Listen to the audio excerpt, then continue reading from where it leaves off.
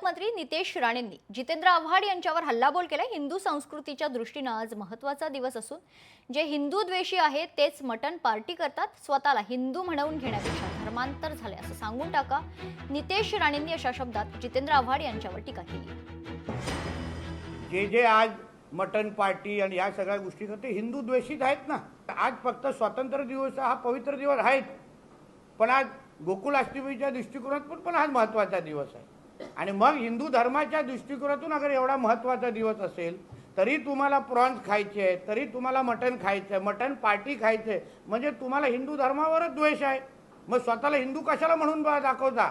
हे जिहादी मानसिकतेचे लोक आहेत ज्यांना हिंदू धर्माचा द्वेष आहे आणि म्हणून हे सगळे मटन पार्ट्या होत आहेत।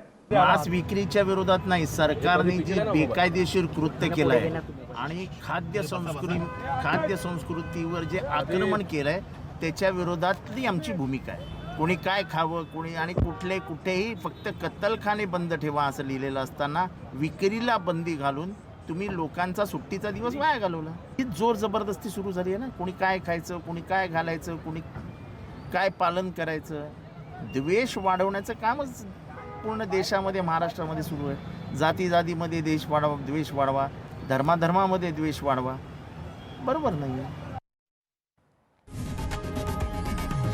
लोकशाही मराठी ऐका, पहा, जागरूक रहा।